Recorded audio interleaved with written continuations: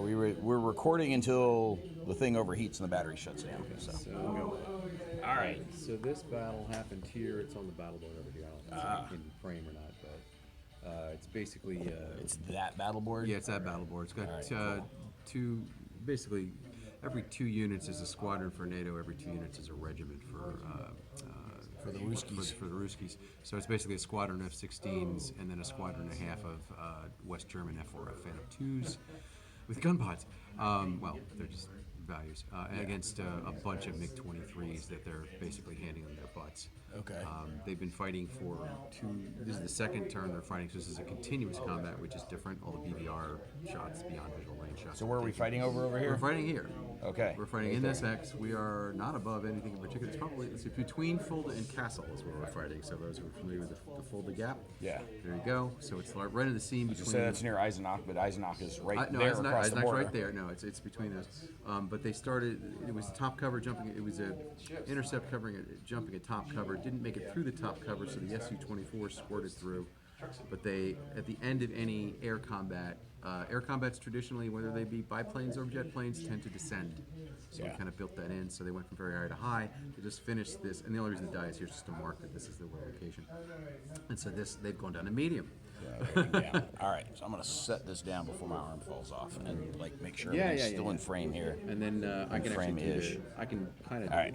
We grab the other.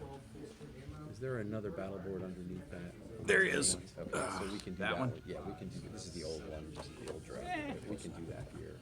Don't worry about trying to get in frame. Move that I'll over move there, the camera but if I have don't move those pieces. We'll move that there. We'll see if we can move this in here. Oh, man, you're gonna make me, like, No, don't move the camera. Don't move the camera. I'm gonna have to. Oh, you're gonna have to. Okay. Yeah. So, Yay, glare. Man, I love overhead fluorescent lights. all right, there we go. I just knocked over a bunch of something. I'm sorry. No, that's all right. They're on base anyway, so they were being lazy. So that's the British trying. They're on a scene. Okay, so we're in the combat resolution phase. That was continuous because it was from last time. Actually, all of the Netherlands F-16s had to go up to basically try and get through and kill the strike. There's a bunch of MiG-23s. So that's this stack. That's this stack, right? So what we've got is, we've got 5 F-16s. We've got. Just for anybody watching this and wondering what the hell is going on, this is Keith's World at War 85 Universe air game. Yes, this is a squadron regiment level operational air game. This covers 2 fronts, I think. 2nd tactical and 4th tactical. I'll take all the research kind of melds in my head, but we are testing the combat systems here. We've been testing it for a while, and the new sequences of play. All the playtest graphics are playtest graphics. Everything will most likely change, but the concepts probably won't. Just so you know, every hex is rated by altitude. That's the SAM value for the side that owns it. That's East Germany. The rest is West Germany. This is actually the Hawk Belt, which in reality NATO probably wouldn't go in front of, but this is the first day, so PACT is going to try and kill air bases. We're representing that by if you get a strike to the end and the strike actually scores a hit, it's a victory point. Yeah. It's all about scenario design. This is a very loose scenario. I really just want to have things go at each other, and if NATO decides to bypass the top cover and hit the strike, that's one thing, but then the top cover's going to jump them because you might run out of fuel and have to be, you're at bingo fuel, trying to come back, and now they're jumping you with the full strength engines. So this is the F-16s, or the thing that was closest to intercept the strike. Strikes are sort of represented by, they're going to be different altitudes. The strikes tend to be at medium or low. Su-24s can have their choice. So in this case, these are, and they've taken losses here. The way this works is full strength, loose. This is tight formation. Loose, casualty, 2nd casualty, you're dead, but you can mitigate that by returning to base. That'll do 1, but then they can chase you down. So, also, because these are half regiments and half squadrons, my reasoning is, nobody throws up the whole squadron at once unless it's an emergency. There's always, stuff in reserve, whatever it is. So the presumption is that when you kill that unit, it can easily come back because it's the other half of the squadron. But now, if you kill it, it's permanently dead. Yeah. So we do have one MiG-23 that was shot, one MiG-23 regiment that was shot down up there. I call them regiments and squadrons, even though about half, but that's sort of the conceit. World War III air game. Yeah. World War III air game. 1985. Oh, okay. Yeah. The World War III that didn't happen. It happened. Not the one that we're waiting to happen. Right. The one that didn't the happen. Cold War gone hot, not the hot war gone hot. So the first step in combat is basically mutual detection. So as it was described to me by somebody who, I was talking to an AWACS pilot, he's like, it's kind of like, Russian radar, they had to turn it on, they didn't have AWACS. So it's like a flashlight in a dark room. Yep. You can be seen, but you have to turn it on to see. NATO planes didn't have to turn on the flashlight because of the AWACS. The AWACS would get them there, but once they got into the battle, you still need to turn your flashlight on. Yeah. So I kind of had that built in where each squadron gets a detection role. There is a squadron or regiment quality level, which can be played with once we get into development, but for now, it's a 4 or higher for NATO, and it's a 5 or higher for PAC, which roughly translates to 50 to 60%. So I'm just gonna make a roll of a die 10 for each of these squadrons. Doesn't matter what their status is; they still, only one of them needs to be got it. So I got 5 for the Soviets, and I got 1, 2, 3 or 5 or higher, but this is a 10, and it's gaming, so it's 2 detections. So that's 4. So 4 of these are detected. Okay, 1 is not. He gets surprised for the first round. Okay, that means he's going to come in with his maximum firepower and get to fire before anybody fires back at him. NATO does the same thing. We've got 5 to make 4. 1, 2, 3, 4, 5. They're done. If they'd missed 6. Oh, 6. Yeah, there you go. There's 3 more dice available from the AWACS. Okay, gotcha. So in this case, Is there a presumption that AWACS is available for every NATO action, or the AWACS can cover the whole map. Okay. I know if you started they're- degrading AWACS, or Yeah, they're on station for 3 turns, and then there's a possibility the replacement may not get on station fast enough, so there may be a gap occasionally. Doesn't need to be a major thing. So the way this battle ball works is pretty quick. The guy who got surprised goes in the surprise box on the opposite side, and then I've already rolled here. There's initiative is sort of the side that has the edge is the one that rolls higher, and the side that's behind the curve is the other side. So that's sort of initiative, not initiative. So right now the Soviets have a built-in edge. It's an the scenario has an asymmetrical number of dice the Soviets rolled to get their initiative. Okay. They rolled 2 die 10 versus 1. Why? It's the first day. This is the surprise scenario. They are the ones who are executing their plan. All that builds into it. So they're always pretty. Yeah, they're always. But the very first turn, actually, I rolled still. They rolled really low, and NATO rolled higher. Doesn't really make a difference. But in this case, the side that has the edge, which is the Soviets, deploys their stuff first. Deploys their stuff second. So behind the curve. Surprise squadrons. Oh yeah, behind the curve. Well, they're behind the curve. So the Netherlands, they know which direction they're coming in from. So you just kind of deploy across this. You kind of have to want to stay. You have to deploy across as many as you can, which is my homage to the deploying in box games. But if you have more, well, there you go. So now they've got the edge deploys, and they've got 5. They can double up wherever they want, which they're going to double up here. And in fact, they're going to put him back here because the F-16 can't directly get to him necessarily. And then this F-16. So even with initiative, you don't get to choose which ones you're targeting. Right. Okay. Right. But when it's surprise now, I can pick anybody here. So I'm going to take one of the full strength. I could do him and just knock him down. Yeah. But I'm going to take one of full strength and just make sure. So he's surprised. So on the other side of the line, he's going to go first. So once we place that, we go into the surprise round, which is just the surprise things, and there's no response.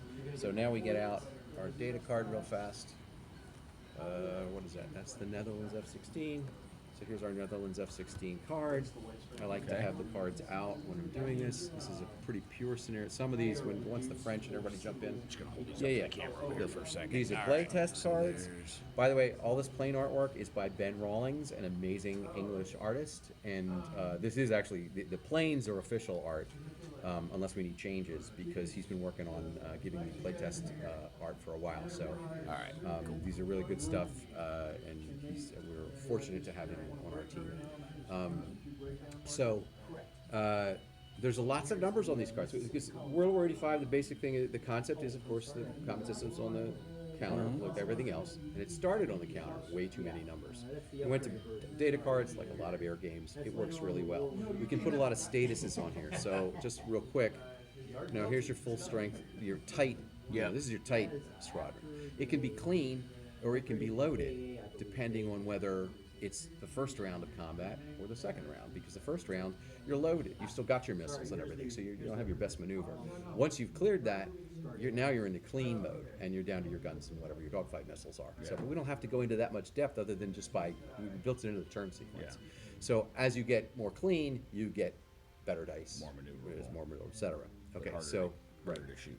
when this is loose, there's the same thing, and then when you start taking casualties, that subtracts dice. But again, you're not going to lose more than one before you're dead. All right, so the surprise round is very simple. This F-16 is going to take on this MiG-23. The F-16, because it's a surprise round, even though you're loaded, it's surprise. So you don't really have, first of all, there's no countermeasures for the defender, and that's a huge thing. Countermeasures figure really highly. So this is going to be clean, which it normally would not be in the first round, but this is a surprise round. So it's 5 dice to make 5 or better. Sounds familiar like World War 85. It's not 5 6-sided dice, it's 5 10-sided dice. So these are F-16s. It's a 60% chance of hit, I think, or 50% something like that. So here's 5 to make 5s, and I got 1, 2, 3. Now if you roll a 10, as a little edge, you get 2 hits. If you roll a 1, which we do here, that subtracts 1. Do the odds work out? It kind of does work out. It's one of those gamey things that sort of fits a real world feel. So I'm leaving it in for now until somebody says, that's too gamey. And then in which case we might consider taking it out. But Well, no, then you point out that you are in fact playing a game. there you go, we're playing games. So 3 becomes 2, so that's 2 hits. He doesn't get any countermeasures, or he would roll his countermeasures right now. On the card it says countermeasures 2 for the MiG-23s, which is decent. Okay. So all we do is go 1. You have to take the first one as loose. Yeah. The second one, you can return to base, which means you're out of the combat, but not out of the combat area. Or you can take the hit. Now this is early on, and they have more where that came from. They're going to take the hit. It's just symbolized by putting a marker under. I try to minimize the markers in this. I want, counter flips and markers under, and I don't want a billion markers on top. So return to base is not indicated by a counter, which it originally was. It's indicated by turning that thing around and facing the edge, or on the map, turning around and facing your edge. Yeah. Either way, you know that it's return to base. That's a special status, gets its own phase. Once you get out of this combat, if you get out of this combat to this box, you transfer to the map. Once you're on that map, you're going to go in a special phase to get you away, because those planes tend to, just get away. All right, so that was a surprise round. That was pretty decent, actually, because now he is not only loose, which is lower combat factors, but he's also a step loss, so he's down a die. So can you get that step loss back? Yeah, because if he dies, then obviously the other half of the squadrons come in, but when he gets back to base, he can take that off for the cost of an edge point. That's one little thing there. And loose comes off as soon as you get back to base, and there's a lot of cycling of things here. This is very much a feel of, your Squadron management. Squadron management, push your pieces across, and this comes in, and you're not going to commit that way, and you got nobody left, that kind of thing. All right, so now we're into, we've done the surprise round, we're into the regular round. This is called the loaded round. Yeah, this is the loaded round. Can the surprise guy fire again? No. So, we leave him there for now to indicate that, and if the Soviets had some surprise, they'd be back here. We're just going to fire these guys. It is simultaneous, and we're using the loaded values, basically. Okay. So real fast, it doesn't matter what order we do this in, but I like to do them in pairs. So if you want to roll the MiG-23, he's loose, so that's the right-hand column, and is loaded, which is the second set of values. You see that? Yeah. Okay. Just trying to. My OCD was kicking in. I was trying to straighten the card in the sleeve there a little bit. Sorry. I use the hard baseball protectors. And Oh no! They're and perfectly paper. good Yeah. because, but I was just being OCD and lining it up. Oh, there you go. Having it in there all diagonal. Okay. Okay. So yeah. the loose side you said is the right side. Yeah, there's a symbol. It's loose. It Loose. matches the counter, and then the second line down says loaded. Loaded. So 3 dice To make 10, minus 1 for your hit, so 2 dice to make 10. So I'm after a 10 total, or I'm 2 dice to roll. 2 dice, each 10 you roll will be a hit. Okay, that's it. So, If you so roll not a 10, great chances. if you roll a 10, because normally it's 2, but it's because you're rolling a 10, you'd roll again if you roll a 10 again. Okay, so So nothing. nothing. Okay. So which is understandable. I mean, these are MiG-23s. They've been broken up into loose individual pairs or whatever it is. Yeah. They've taken some casualties. They're not really organized to hit this F-16 squad or half squadron. Yeah. So the F-16's going, I'm going to let you roll these 2, but this is full strength, but it's loaded. 4 dice to make 8.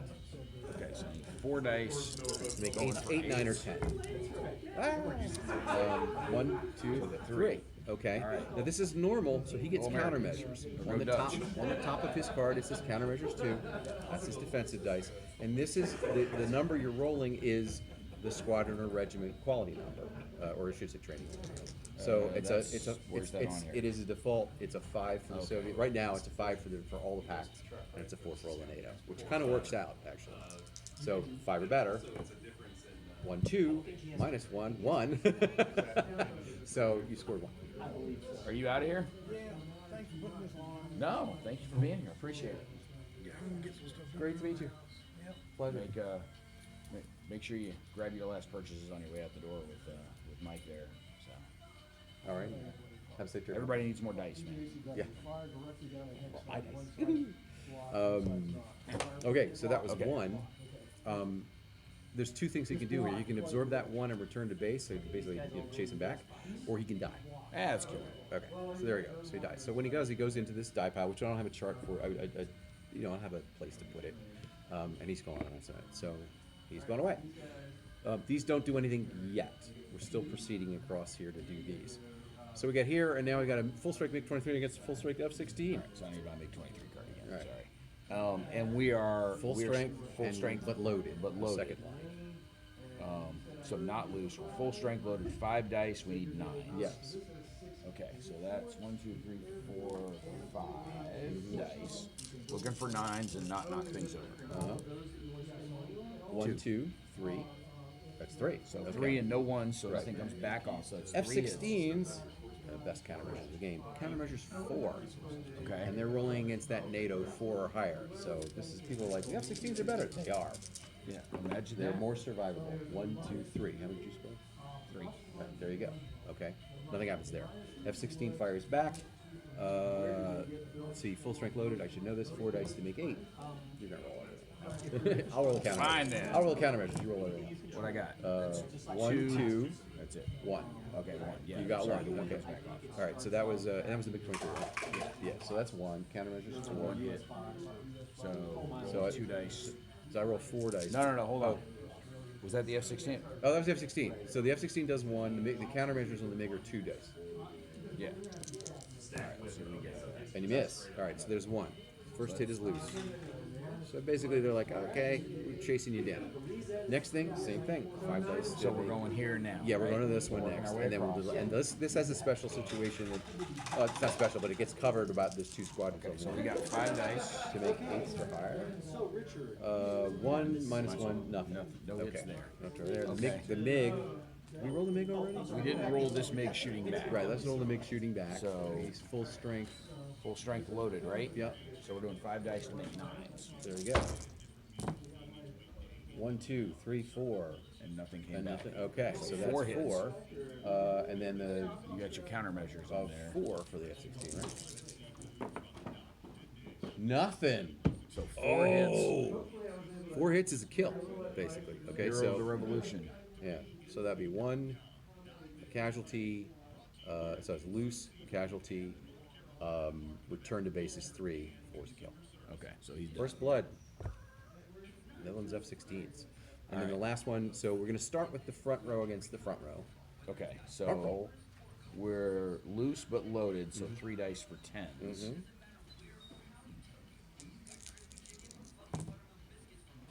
Nothing. Okay. Because we needed 10s. The F-16 shoots back now. And then we do the back row.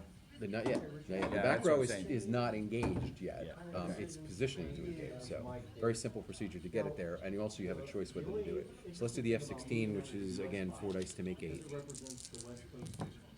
1, 2, minus 2. We do need to want to maintain these. Yeah, I'm sorry. That's Well, I mean, we normally wouldn't be rolling dice in the middle of Yeah, the I know. board like Well, we'll have a. this. Just, So- okay, so that was nothing, right? Yep. All right. So now you have a choice because you have another squadron here. You don't have to do this, but if you'd like to engage and become the front squadron, all you have to do is make a squadron quality roll, which for the Soviets would be a 5 or better. If you fail, you just stay put anyway. But if you make it, you can now swap in and attack. But you must make the roll in order to actually attack. Which you did. Okay. So these guys who not the smartest guys in the smartest nails in the shed or whatever it is, but now they're going to attack as well. So this when you get you can have 3 things coming in, and you can have everybody gets to have an attack. Okay, so we're still loaded though because this Yeah, is that you're first turn. you're loaded, but it's also minus 1 die because you have casualty. So I'm rolling 2 dice for 10s. Right. There you go. Okay. That's that. Yeah. I am deciding whether that F-16 would get to fire back. I haven't decided rule-wise whether they should be able to fire back because they're attacked a second time, because that makes them doubly powerful. And I don't think that should be the case. Probably right now we're going to leave it the way it is. Yeah, which I is think if you're getting just- ganged yeah. up on, If you're getting ganged up on, you're getting ganged up on. like That's kind of what it was. You shot your shot. Right, right. So that was the loaded round. Now we have the jump round. So the first thing we do is reorganize, which is the guys who have the edge get to reorganize. Now you need to basically commit him to something he isn't committed to. So he has to commit over here. This guy needs to commit if there's a hole. All right. Let's say this other F-16 made it. All right. You can put it here, or he can proceed to the jump round, go anywhere else in the space, which would be on the bombers, and then proceed to have a jump round, which is clean, because you've already expended your dogfight weapons, and basically go in and jump them. They get the shots. They'll get shots back. But in this case, since that's not the case, this is basically the end of the combat. The combat now descends. We were at medium, so now the combat has descended to... Oh, wait, no, this is one over here. So, since... We were at high, so now we're at medium, right? Well, we're very high, and now we're down to high. We get another die here, whatever. And so that's continuous. So these, you don't have to use the mats. You can obviously organize any way you want. And since you get to reorganize a bit, I don't know. Part of me's like, leave the mats out and have exactly the same thing and make it continuous, because now you're just trying clean. The other is just stack them up, put them on the map, and then take them out again. Yeah, just leave it's a it fur there, ball, because- but I think just leave it there, because that's what these track. And again, this will be a marker, but it won't be like a dice or anything like that. So that's basically the way combat runs. It can handle very large combats very quickly. I've had things where I've had like French, Canadians, West Germans, and Americans over, Frankfurt with MiG-23s and Su-24s and MiG-21s and all that stuff. Yeah. So that's basically, blah, blah, blah. Yeah, that was combat. And then, so proceeding the turn, then we launch new missions. So this is where the edge comes in. So they've got, what is that, 17? All right, so they're going to spend edge points up to what the behind the curve is, which is 6. So 17 minus 6 is what, 11? So we take that down to 6, and then you have 11 red. Yeah, just take that down to match the. Yeah, That's you at match 6. Okay. Yeah, you match that. That's the first chunk. So now the Soviets can launch 11 regiments. Oh, okay, I got you. Yeah. So now they've obviously got a lot of stuff already in the air.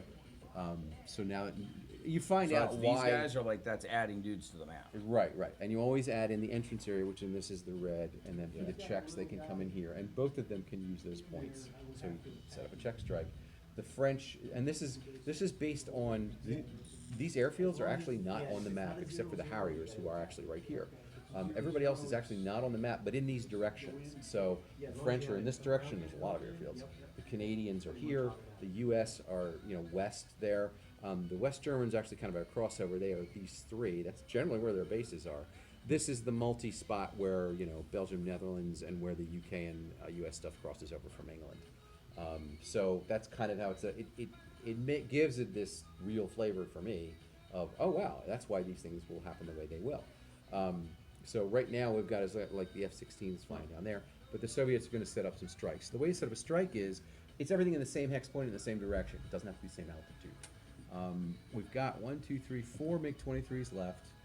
We've got some MiG-21s. So this is above and beyond what's already happening here. Right. If we had left these on the edge, we'd have to roll to see whether they return to base, because they don't have, the Soviets, except for the Su-24s, don't have fuelers. So what are all these 85. dudes doing up here? Okay, so these are strikes. So Okay, this is a so these are MiG-23 all escorting strikes. that, MiG-23, 2 MiG-23, and Okay, their got job is just to get to this edge, drop some bombs, and return to base. Okay, so right now we're adding stuff to the map. We're not moving the guys already on the map. Yes, that is correct. There will be a phase to do that. So what I'm going to do, I know, I forgot about this MiG-27s. So these guys are going to go on a sweep.